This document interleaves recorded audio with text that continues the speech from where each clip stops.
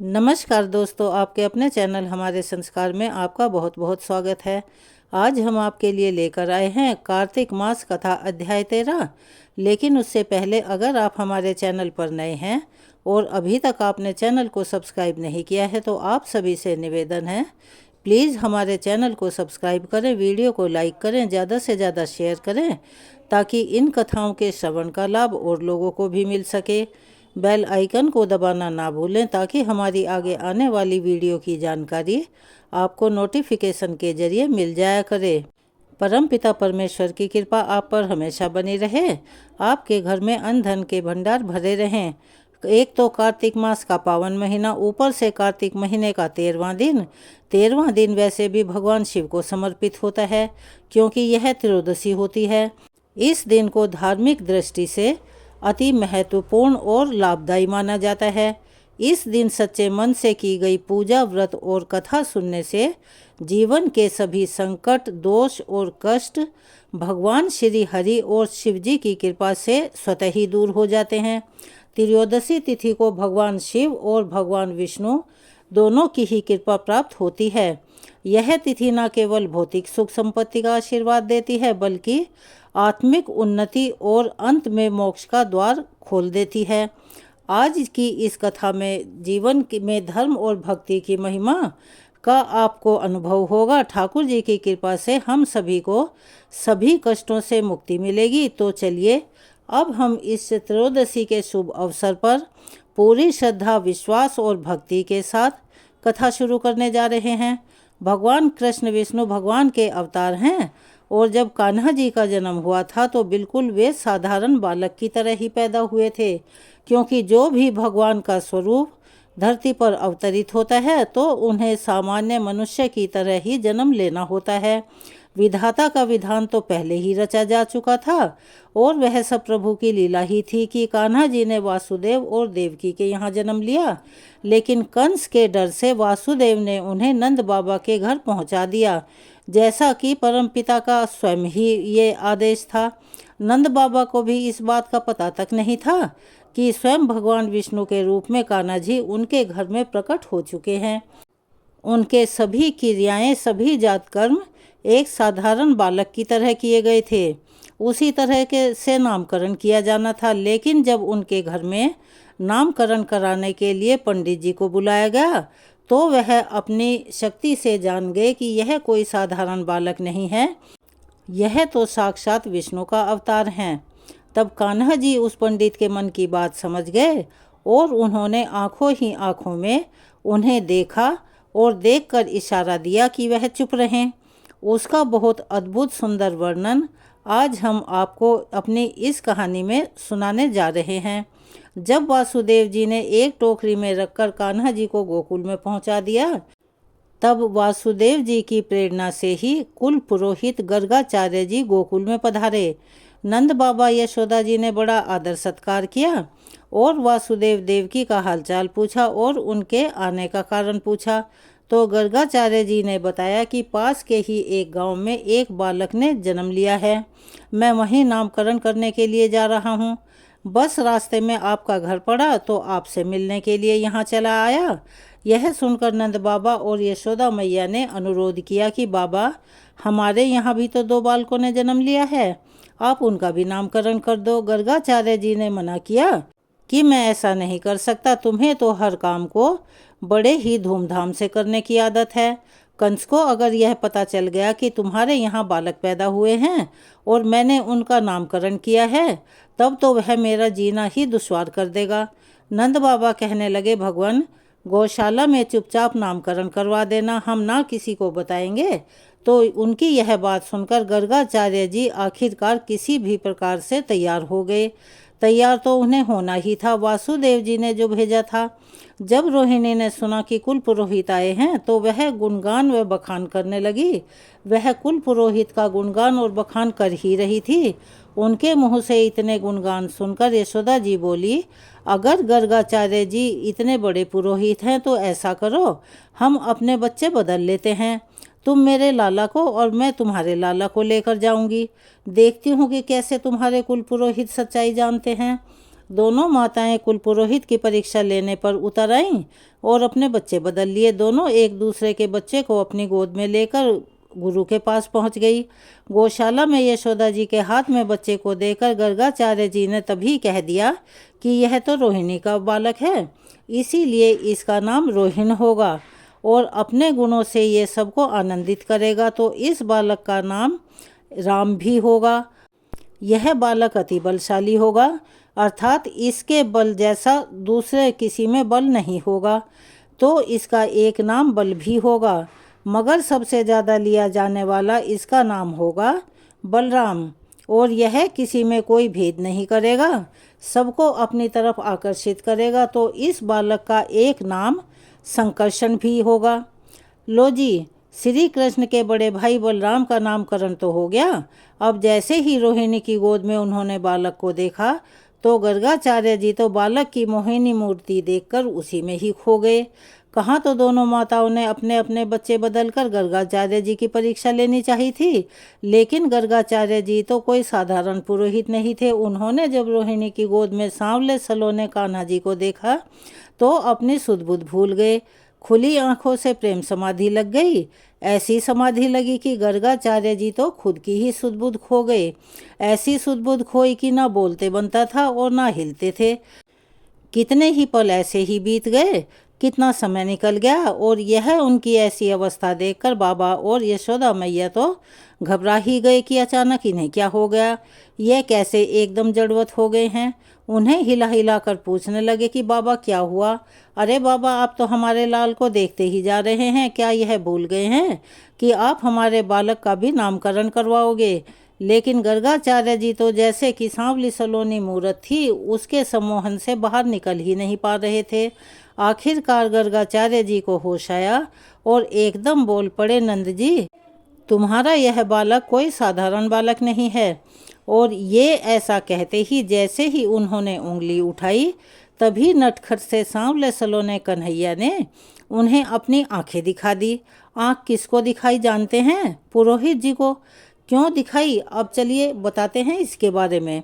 जैसे ही पुरोहित जी कान्हा जी की हकीकत बताने वाले थे कि यह तो भगवान है, तभी कान्हा जी ने आंखों ही आंखों में गर्गाचार्य जी को धमका दिया और चेतावनी दी कि बाबा मेरा भेद मत खोलना। मैं जानता हूँ बाबा यहाँ दुनिया भगवान का क्या करती है, उसे पूजती है, अपने वरदान मांगती है, अपनी मन्नत बताती है और पूजकर उन्हें अलमारी में बंद कर देती है। और बाबा, मैं यहाँ अलमारी में तो बंद होने आया नहीं हूँ, मैं तो माखन मिश्री खाने आया हूँ, माँ की ममता में खुद को खोने के लिए आया हूँ। और अगर आपने मेरा भेद बतला दिया तो मेरा क्या हाल होगा, यह मैंने तुम्हें समझा दिया है। मगर गर्गाचार्य जी चुप ही नहीं रह पाए। उन्होंने दोबारा से कोशिश की। अब जैसे ही उन्होंने दोबारा से कहना शुरू किया ही था कि यह तो साक्षात, तभी कन्हैया जी ने उन्हें फिर से धमकाया, अरे बाबा मान जाओ, नहीं तो यह जुबान यहीं की यहीं रुक जाएगी, फिर आप उठा ही नहीं पाएंगे।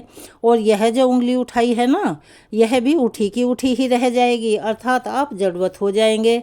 आप जानते हैं यह जो संवाद हो रहा था वह बाबा में यानी कि पुरोहित जी में और कन्हैया जी में कोई मुंह से नहीं हो रहा था, बस यह सारा खेल इशारों ही इशारों में, आंखों ही आंखों में चल रहा था। आप में से बहुत सारे ऐसे भक्त होंगे जो कि भोले भी हैं, मासूम भी हैं, आंखों से इशारे वाली बातें तो समझते ही होंगे। एक मतलब कहा जाता है ना कि हर बात मुंह से बोलकर नहीं की जाती, आंखों से भी की जाती है, आंखों की अपनी अलग भाषा होती है। तो उसी तरह से पुरोहित जी और कान्हा जी आंखों ही आंखों में एक दूसरे से बातें कर रहे थे। कान्हा जी उन्हें धमका रहे थे, पुरोहित जी बार बार उनकी मान मुलव्वल कर रहे थे, यानी कि उन्हें मना रहे थे। लेकिन नंद बाबा और यशोदा भी वहीं बैठे हुए थे, पर उन्हें पता ही नहीं चल रहा था, उनकी समझ में ही नहीं आ रहा था कि आखिरकार यहाँ चल क्या रहा है। वे दोनों चुपचाप बैठे हुए थे, वे दोनों यानी कि कन्हैया जी गोद में और पुरोहित जी उनके सामने। यह सब देखकर आखिरकार गर्गाचार्य जी बोल उठे, क्योंकि वे कन्हैया जी की बातों में आ गए थे, क्योंकि कन्हैया जी ने उन्हें धमका जो दिया था। कन्हैया जी कहने लगे कि गर्गाचार्य जी, अगर आपने मेरा नाम बता दिया, अगर आपने मेरी पोल खोली और सच्चाई बता दी, तो मैं आपकी दाढ़ी के बाल नोच डालूंगा। अब गर्गाचार्य जी बोल उठे कि आपके इस बेटे के नाम अनेकों होंगे। नंद जी, जैसा कर्म आपका बेटा करता जाएगा वैसे ही इसके नए नए नाम भी अपने आप ही रखते चले जाएंगे। लेकिन क्योंकि इसने इस बार काला रंग पाया है, इसीलिए इसका एक नाम कृष्ण होगा, और इससे पहले ये कई रंगों में आया है। तो मैया यशोदा बोली, बाबा ये कैसा नाम बताया? मैं तो बहुत बार अपने लल्ला का नाम लेकर पुकारना चाहती हूँ, लेकिन ये तो ऐसा नाम है, इसे बोलने में तो मेरी जीभ ही चक्कर खा जाएगी। जरा कोई आसान सा कोई नाम बतला दीजिए। अब गर्गाचार्य जी कहने लगे, अच्छा यशोदा जी, तब तुम इसे कन्हैया, कहना, किशन, किसना कह लेना। यशोदा जी को अपने लाला का यह नाम बहुत पसंद आया और उनके मन की मुराद पूरी हो गई। फिर यशोदा जी ने सारी उम्र श्री कृष्ण भगवान को कान्हा ही पुकारा। कृष्ण भगवान कान्हा जी कन्हैया जी की लीला की कहानी यहीं पर हम विराम देते हैं। अब जो हमने पहले की वीडियो में अपना कार्तिक मास का महात्म्य का वृतांत सुनाया था, अब उसके आगे का वृतांत सुनाते हैं। किस प्रकार देवऋषि नारद ने राजा पृथु को सभी वेदों के बारे में बताया जो कि समुद्र में जाकर छिप गए थे। अब अहोई अष्टमी पूजन और एकादशियों, कार्तिक मास में प्रयागराज की महिमा का वर्णन हम सुनाने के बाद महाराज पृथु ने देवऋषि नारद से कहा, हे देवऋषि, अब आप भक्तवत्सल भगवान की पूजा का विधि विधान बतला दीजिए। तब नारद जी बोले, हे राजन, मैं एक पुराने समय का इतिहास आपको बता रहा हूँ, अर्थात एक कथा सुना रहा हूँ। आप इसे ध्यानपूर्वक सुनिएगा। अत्यंत प्राचीन समय की बात है। कांतिपुर में चौल नामक एक राजा राज्य करता था। उसके राज्य में उसकी पूरी प्रजा अत्यंत सुखी थी। कोई भी गरीब, पीड़ित या दुखी नहीं था। उसी राजा के नाम पर उस देश का नाम चौल रखा गया था।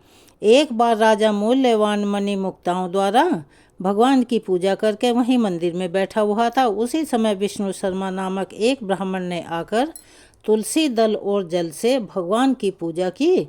उस तुलसी पत्रों से राजा की पूजा के मणि मुक्ता आदि ढक गई। यह देखकर राजा ने क्रोधित होकर ब्राह्मण से कहा, हे विष्णु, तुमको पूजा का कुछ भी ध्यान नहीं है। मणि मुक्ताओं से मेरी की गई पूजा की शोभा तुमने तुलसी दलों से ढककर समाप्त कर दी है। राजा के अहंकार से भरे हुए यह कटु वचन सुनकर विष्णु शर्मा ने कहा, हे राजन, अभिमान और अहंकार के वशीभूत होने के कारण आप भगवान की पूजा के बारे में कुछ नहीं जानते।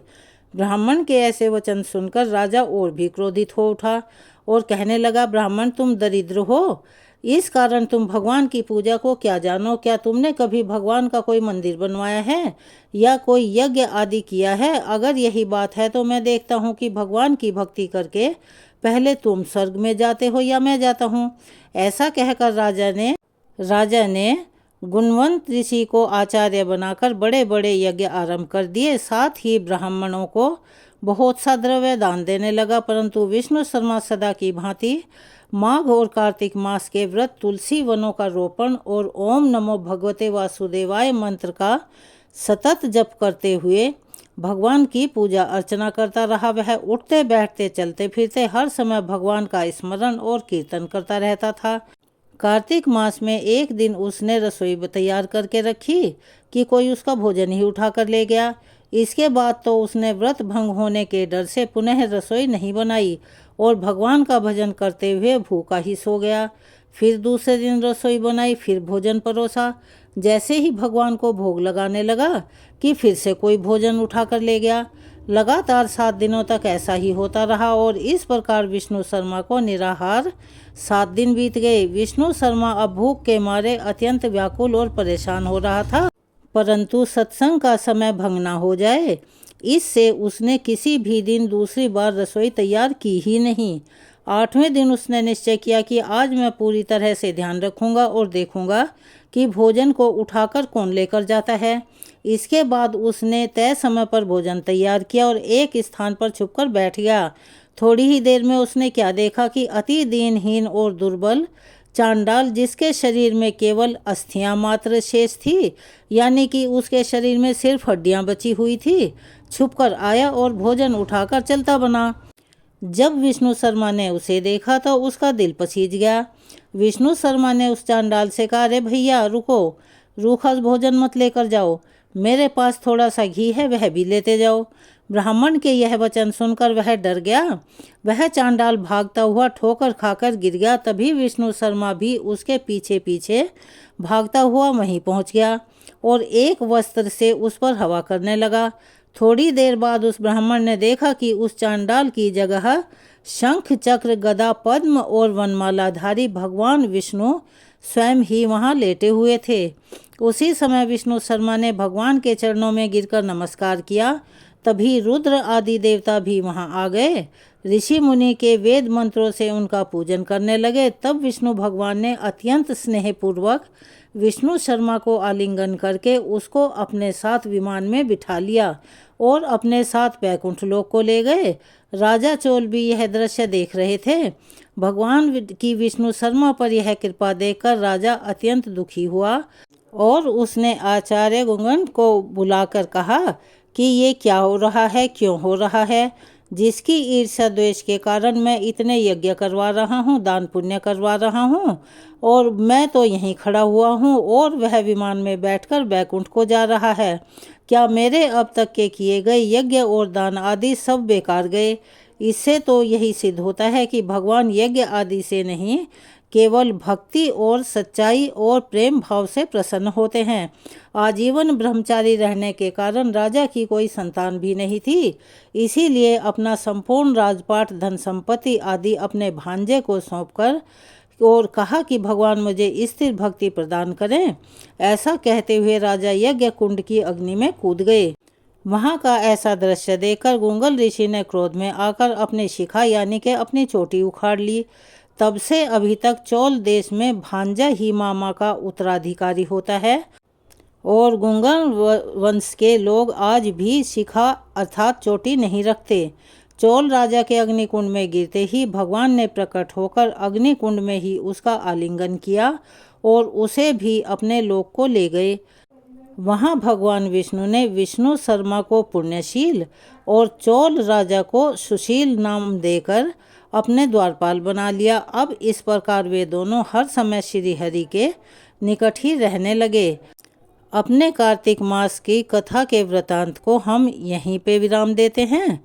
जैसा कि आप सभी जानते हैं, इससे आगे का वृतांत अगली वीडियो में सुनेंगे, जिसके लिए हम आपसे अनुरोध करते हैं कि प्लीज़ आप उसे अवश्य ही सुनिएगा। और अपने नियम के अनुसार अब हम सब मिलकर पाठ करेंगे महारानी तुलसी माता चालीसा का। जय जय तुलसी भगवती सत्यवती सुखदानी, नमो नमो हरि प्रेयसी श्री वृंदा गुण खानी। श्री हरि शीश विराजिनी देहु अमर वर अम्ब, जनहित है वृंदावनी अब न करहु विलंब। धन्य धन्य श्री तुलसी माता, महिमा अगम सदा श्रुति गाता। हरि के प्राण हो से तुम प्यारी, हरि ही है तू कीन हो तप भारी। जब प्रसन्न हो दर्शन दीन हो, तब कर जोरी विनय उस कीन हो। हे भगवंत कंत मम हो, दीन जानि जनि छाड़हु छोहु। सुनि लक्ष्मी तुलसी की बानी, दीनो शाप कद्ध पर आनी। उस अयोग्य वर मांगन हारी, हो विटप तुम जड़ तनु धारी। सुनि तुलसी ही श्रप्यो थे ठामा, करहु वास तुहु नीचन धामा। दियो वचन हरि तब तत्काला, सुनहु सुमुख जनि हो बिहाला। समय पाई बिहरो पाती तोरा, पूजी हो आस वचन सत मोरा। तब गोकुल मह गोप सुदामा, तासु भई तुलसी तू बामा। कृष्ण रास लीला के माही, राधे शक्य प्रेम लखी नाही।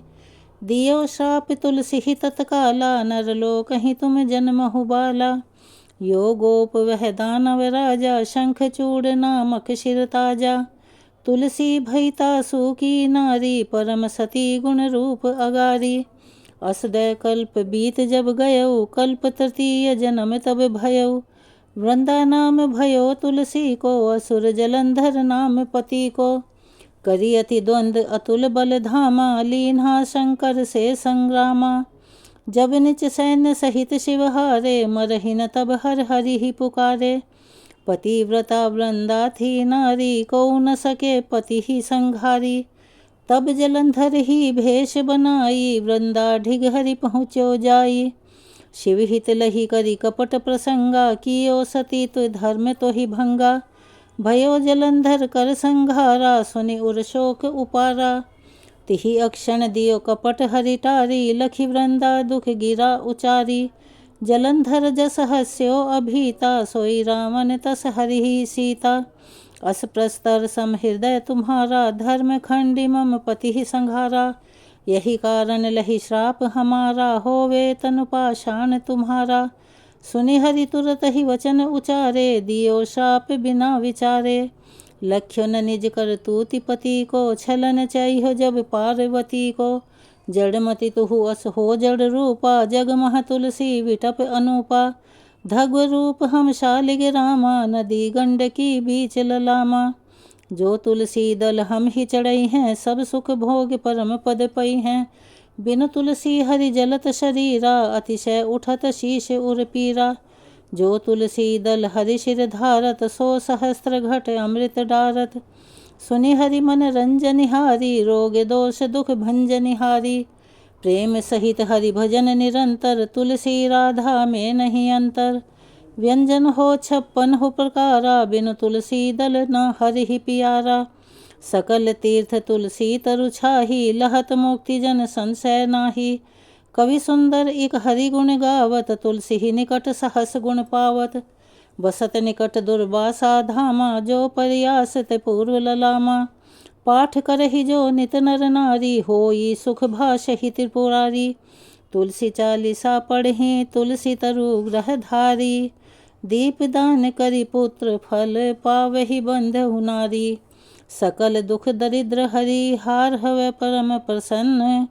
आशिय धन जन लड़हि, ग्रह बसहि पूर्ण अत्र। लाही अभिमत फल जगत मह, लाही पूर्ण सब काम। जहि दल अर्पहि तुलसी, तहाँ सहस बसहि हरि राम। तुलसी महिमा नाम लख, तुलसी सुत सुख राम। मानस 40 रच्यो, जग मह तुलसीदास। तुलसी महारानी की चालीसा यहाँ समाप्त होती है। अब हम, जैसा कि आप सभी जानते हैं, कथा सुनने के बाद आरती करना अनिवार्य होता है। तो आइए हम सब मिलकर पढ़ें तुलसी माता की आरती। तुलसी महारानी नमो नमो, हरि की पटरानी नमो नमो। तुलसी महारानी नमो नमो। धन्य तुलसी पूरण तप कीन्हो, शालिग राम बनी पटरानी नमो नमो। तुलसी महारानी नमो नमो, हरि की पटरानी नमो नमो। जाके पत्र मंजरी कोमल, श्रीपति कमल चरण लपटानी नमो नमो। तुलसी महारानी नमो नमो, हरि की पटरानी नमो नमो। कौन महीने बोई रानी तुलसा, कौन महीने हुई हरियाली नमो नमो। तुलसी महारानी नमो नमो, हरि की पटरानी नमो नमो। कौन महीने हुई तेरी पूजा, कौन महीने हुई पटरानी नमो नमो। तुलसी महारानी नमो नमो। आषाढ़ मास में बोई रानी तुलसा, सावन महीने हुई हरियाली नमो नमो। तुलसी महारानी नमो नमो, हरि की पटरानी नमो नमो। कार्तिक मास में हुई तेरी पूजा, मंगसिर मास हुई पटरानी नमो नमो। तुलसी महारानी नमो नमो, हरि की पटरानी नमो नमो। धूप दीप नवैध आरती, पुष्पन की वर्षा बरसानी नमो नमो। तुलसी महारानी नमो नमो, हरि की पटरानी नमो नमो। 56 भोग 3600 व्यंजन, बिन तुलसी हरि एक न मानी नमो नमो। तुलसी महारानी नमो नमो, हरि की पटरानी नमो नमो। जो तुलसी को सवेरे गाए, श्री कृष्ण के दर्शन पाए नमो नमो। तुलसी महारानी नमो नमो, हरि की पटरानी नमो नमो। जो तुलसी को दोपहर को गाए, खीर खांड का भोग लगाए। नमो नमो तुलसी महारानी, नमो नमो हर की पटरानी। नमो नमो जो तुलसी को सांझ को गाए, श्री कृष्ण की आरती उतारे। नमो नमो तुलसी महारानी, नमो नमो हर की पटरानी। नमो नमो जो तुलसी को रात को गाए, श्री कृष्ण के चरण दबाए। नमो नमो तुलसी महारानी, नमो नमो हर की पटरानी। नमो नमो सब सखी मैया तेरो यश गावे, भक्ति दान दीजे महारानी। नमो नमो तुलसी महारानी, नमो नमो हर की पटरानी। नमो नमो तुलसी महारानी, नमो नमो हर की पटरानी। नमो नमो तुलसी महारानी, नमो नमो। चलिए एक बार प्यार से बोलिए, तुलसी महारानी की जय। तुलसी महारानी की आरती यहाँ समाप्त होती है। अगर आप हमारे चैनल पर नए हैं और अभी तक आपने चैनल को सब्सक्राइब नहीं किया है तो आप सभी से निवेदन है, प्लीज़ हमारे चैनल को सब्सक्राइब करें, वीडियो को लाइक करें, ज़्यादा से ज़्यादा शेयर करें ताकि इन कथाओं के श्रवण का लाभ और लोगों को भी मिल सके। बेल आइकन को दबाना ना भूलें ताकि हमारी आगे आने वाली वीडियो की जानकारी आपको नोटिफिकेशन के ज़रिए मिल जाया करे। आपका ये छोटा सा प्रयास हमारे लिए काफ़ी मददगार सिद्ध होता है, इसीलिए प्लीज़ आप सभी से निवेदन है कि चैनल को सब्सक्राइब करना, वीडियो को लाइक और ज़्यादा से ज़्यादा शेयर करना, बेल आइकन को प्रेस करना कभी भी मत भूला कीजिए। इसे कर दिया कीजिए और हमारी मदद कीजिए। एक छोटी सी गुजारिश और, कमेंट्स बॉक्स में अपनी राय के साथ साथ जय श्री कृष्ण हर हर महादेव लिखना ना भूलें और अपना सहयोग और प्यार हमें ऐसे ही प्रदान करते रहें। धन्यवाद।